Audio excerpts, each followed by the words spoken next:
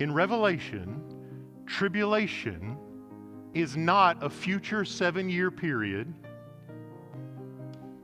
of blood and gore and comets crashing into buildings. Tribulation is the word for the posture and activity that fallen Babylon takes against the people of God throughout the period between the first and second comings of Jesus. It's a way of saying tribulation is what? The beast and the dragon. This is what they do to the citizens of New Jerusalem, just like the Smyrnans in the first century or other believers in other centuries. The 20th century was marked by extensive persecution. Are we going to belittle that and say the real tribulation's coming later? No. Tribulation is the word for fallen Babylon's posture and action towards the citizens of New Jerusalem throughout the entire history of the church, from the resurrection of Jesus on the one end to the second coming on the other. Their life is marked by tribulation. Now that's a buzzword when we talk about Revelation, isn't it? Tribulation. Greek word for tribulation appears twice in these 4 verses. It's already come up once in Revelation chapter 1. After this, it'll come up 2 more times. That's a total of 5. Different translations handle it different way. If you have an English Standard Version, you've seen it in the text already, because every one of the 5 times that word shows up in Revelation, the ESV gives you that one word, tribulation. The NIV gives you 4 different words. In chapter 1, it's not tribulation, it's suffering. We've already heard in chapter 2, once it's afflictions, and in verse 10, it's persecution. Only in chapter 7, verse 14, do we finally get that super big, bad buzzword of end times craziness, tribulation. So what do we do with this word? How do we understand it? What does it mean? And let's just go ahead and acknowledge there's a theological system. It's come up a couple of times. It's going to keep coming up because, well, they've said a lot about this. That wants to say everything in Revelation 6 up through, I think, chapter 18 is in the future, and it's describing this future 7-year period of tribulation. Fire from heaven, blood in the streets, people dying all over the place, wrath of God unveiled in every way. You've heard that? I'm guessing a couple of folks have heard about that. You don't even have to read the books to hear about it. I've met folks who just say, I never did read those books, but there's a tribulation coming, right? It's in the air, so to speak. We just sort of are expected to expect sometime, like right before Jesus comes back, 7 years of the worst possible gory vengeance of God you can imagine. Now, here's my question.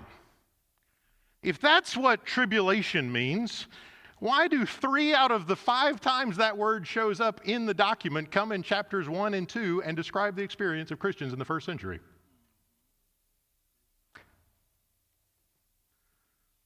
What's that about? If it's all something that's supposed to be in the future and sometime after the church is taken up from the earth and gone off to heaven,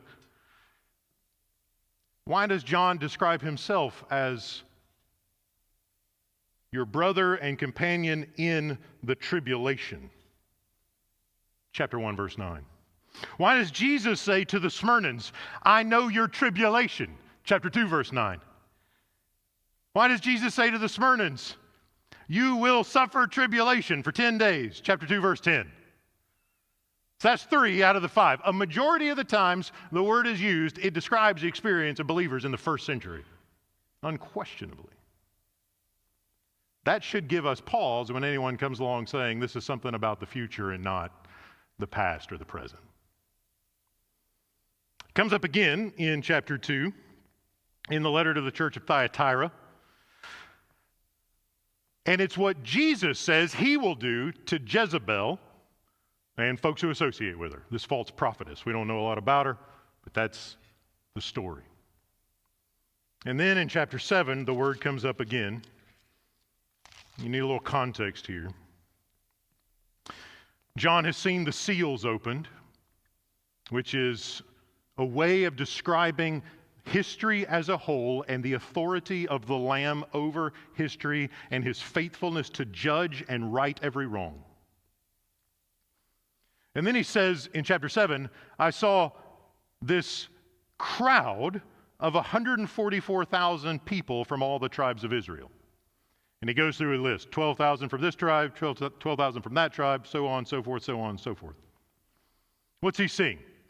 He's seeing the rescue of the full number of Abraham's family. Remember, all the numbers in Revelation symbolize something, and in the Hebrew mind, 12 is fullness, completion, something like that. This is about the full restoration. If you take completion and multiply it times 12,000 or something, it's super complete. It's a way of saying every last one. They're all here. Everybody's rescued. Faithful Israelites are rescued, and that's what you see.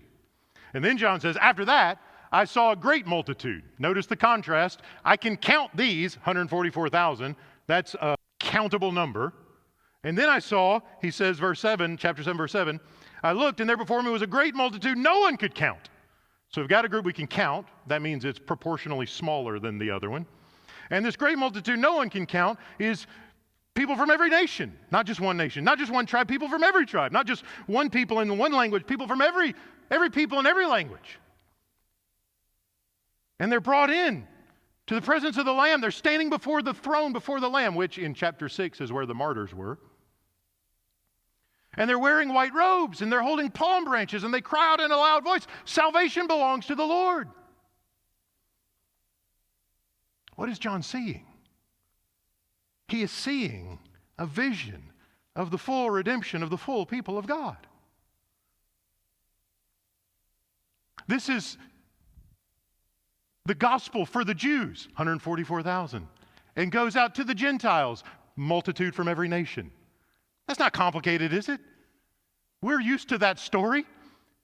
Jesus says things like that. Paul says things like that. Gospel for the Jews and then the nations, right? This is Revelation's way. That's possessive, not plural. Possessive, not plural. John's way in Revelation of saying the gospel's come to the Hebrew people and it's done its work. And now it's going to the nations. And everybody with a white robe is a part of the people of God. This is about the full redemption of the full people of God. And so one of the elders says to John, who are they? And John says, you know better than me. And then he says this, verse 14. He said, these are they who've come out of the great tribulation. They've washed their robes and made them white in the blood of the Lamb. They're the faithful ones. So what's going on here? Is this a smaller group of people that somehow get rescued during that future 7-year period when all you know what breaks loose on the earth? Or is it a vision of the full salvation of the whole people of God? An innumerable multitude of of people from every tribe, nation, and language. That's what it is. Anyone who's washed their robe in the blood of the Lamb, anyone who's cleansed, these are the citizens of New Jerusalem. They're the ones who've been faithful unto death. And now they've entered into the presence of the Lamb in heaven, and they've come out of their time of testing. In Revelation, tribulation is not a future 7-year period of blood and gore and comets crashing into buildings. Tribulation is the word for the posture and activity that fallen Babylon takes against the people of God throughout the period between the first and second comings of Jesus. That was a lot, so I'm going to say it again. Tribulation in Revelation is not 7 years that you hope to miss down the road one day. Notice, too, how irrelevant that is, because if the rapture's right and the tribulation's right, then chapter 6 through 18 has nothing to do with any of us. Like, if your interpretive principle rules out most of the church having anything to do with a big section of the Bible, it's probably off to a bad start. What does it mean for us? It's a way of saying tribulation is what? The beast and the dragon. This is what they do to the citizens of New Jerusalem, just like the Smyrnans in the first century or other believers in other centuries. The 20th century was marked by extensive persecution. Are we going to belittle that and say the real tribulation's coming later? No.